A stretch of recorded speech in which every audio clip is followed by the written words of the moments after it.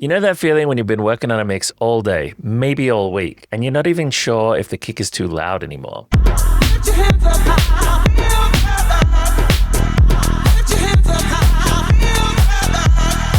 So you tweak a few things, it sounds better, then it sounds worse, then you don't know. So you open a new plugin, try something else. Maybe that fixes it, maybe it doesn't. Here's what's actually going on, and it has nothing to do with your ears. But why listen to me? Well, I've toured 33 countries, have multiple #1s on Beatport, signed hundreds of records to the world's top labels like Armada, Spinnin', Toolroom, Defected, As Bassclef, and Analog Soul. And since 2016, I've been helping producers like you finish great songs fast and get a pro sound. So here's the thing about second guessing. Most producers think it's a confidence problem. Like, if I just trusted my ears more, I'd stop going in circles. But it's not that.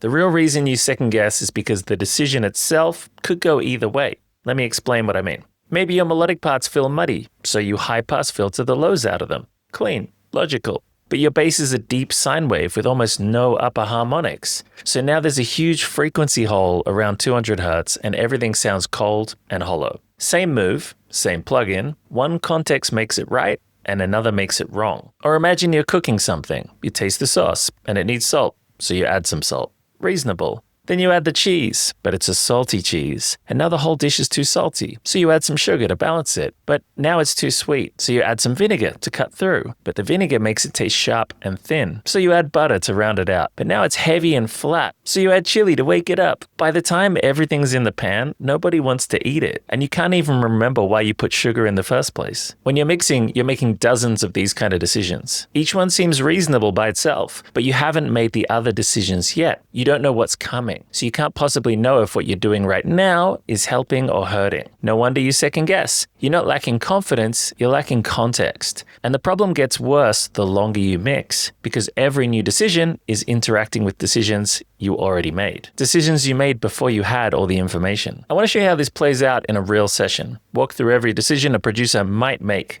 Decisions that sound right in the moment, and you tell me when it starts to fall apart. Let me show you what I mean. So I'm going to walk you through a mix session the way a lot of producers approach it. At each step, the decision sounds right by itself, but watch what happens as they pile up. Let's start with the kick and bass.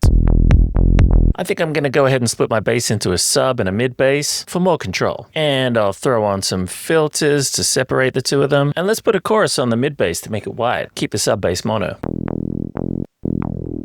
And we'll throw some sidechain on the sub bass. Just a sensible 50%, but I want it to be fat, so let's put some distortion on there. Sounds much bigger. What I'm not realizing is this overdrive is going to cancel out a lot of what the sidechain is going to do when it's in this order. Also, it's going to add a lot of sustain to the bass, which ends up swamping out the kick. Okay, but I want my mid bass to feel kind of deep and fat, so let's take some top end off it. Better. Now, a lot of these things feel like they make sense, right? In the moment. Let's continue. But now I wish my bass was more punchy, so how about we put a compressor on there? This one called Bass Punch should be good. But it feels a little quiet, so let's throw some drive on there to make it louder and more fat. Much better. The thing is though, this saturator is starting to remove some of the punch that we were just trying to re-add from that compressor, and a lot of that punch is also gone from the low pass filter we did before that. But maybe my mid bass could be even wider. Let's add some more width here.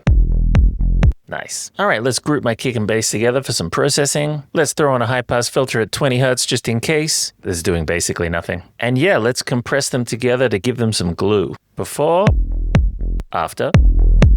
Seems better, right? What I didn't notice is this is making us lose some punch, but I just got fooled by the loudness. So it feels like I just happened to notice that the kick needs more punch. So of course, let's add a transient designer. Without it, and with it. Feels more punchy. But really the start feels louder and the rest feels smaller and choked. All right, let's get the clap in there. Seems a bit loud and messy, so I'm gonna do a cut with this third-party plugin. Better, more crispy, right? But the important bit I missed was that the clap is actually interfering with the kick and damaging it. See that? Anyway, let's get the hats in. Feel a little bit dark. What about we take out some of that mids and make them more airy and shiny? Much better. But now my low end feels a little bit wide and dark. So let's narrow it in here and let's add a bit of treble. Better, right? Now, if you're paying attention, you'd remember that in the mid bass, we had a whole bunch of chorus and extra width here as well. We also removed the treble with the low pass filter. So what we're doing here on the group is just kind of canceling itself out and unintentionally adding extra treble to the kick. But let's look at our chords. Sound a bit dark and bassy and flat. So how about we cut out that mud and boost a bit of mid-range for presence and power? Much more forward and powerful. And let's check out our vocal. Lift your hands up high. Feel good. I think we should cut some mud out of there, and it feels a little bit harsh, so let's do a cut about 3.5K, and let's make it wide, because wide's awesome, right? Lift your hands up high. Feel good. Much smoother, less mud, wider.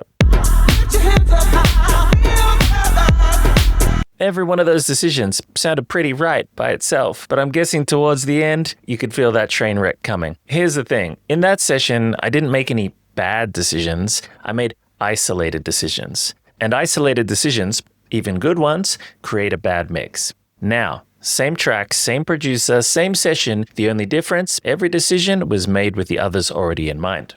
Check it out. Lift your hands up high. Feel good. Lift your hands up high. Feel good. Lift your hands up high. Feel good. Lift your hands up high. Feel good. Lift your hands up high. Feel good. Lift your hands up high. Feel good. Lift your hands up high. Feel good. Now let me show you one or two quick examples of what's going on in the good mix here. Over on the kick drum, I didn't use a transient designer. I don't think it needed it, but I did think it needed a little bit of EQ, a little bit of extra bite, removing a little bit of the knock, and adding a little bit of extra thump. On the bass, I also used some drive, but I was actually only driving the high frequencies because I wanted more aggression out of that to match the song. And I didn't want the lows to get overly saturated and overpower the kick. So to help with that, I wanted to make it a bit more rhythmic. So I also used a low pass filter, but it's using the envelope follower. So it's only bright sometimes and kind of shortening it. I even went a step further with an envelope follower on some volume. This all really tightens it up and makes it more rhythmic and exciting, matching the mood of the song and the kick. Then there's a little bit of EQ, some cuts here in the mid-range because it was getting in the way of the vocal, and some automation down the end here because I noticed some of the sub notes were consistently weaker.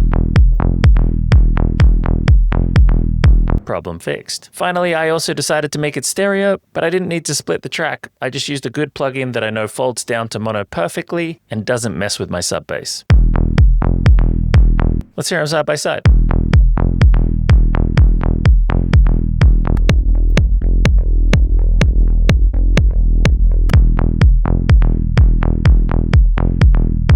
So there you go. Same kick, same bass, same ears, but very different decisions. Decisions that are aware of each other and the mix as a whole. Now here's what I want you to take away from this. The problem isn't that you don't know anything about mixing. Every one of those decisions had logic behind it. The problem is that you're making decisions in isolation. Your decisions didn't know about each other. And that's why your confidence disappears halfway through. Not because you're wrong, but because you're working without a system that connects the decisions together. Now in my course, Pro Sound Secrets, I teach you the exact system I use to make every decision with full context. You're never guessing, you never have to go back and undo work you already did. Instead, you can mix with confidence from the first move to the last. The course only opens a few times a year because it includes live group calls and direct feedback with me. So I keep it intentionally small. There's only 10 spots available each time, and because of that, it often fills up. So if this video hit home and you don't want to miss out on the next enrollment, the smartest move is to get on the free VIP waitlist. That puts you first in line before anything goes public and gives you the best chance of actually getting a spot. There's no commitment, it just keeps the door open. You'll also get a couple of free mixing resources while you wait, things I don't post anywhere else. You'll find the link below.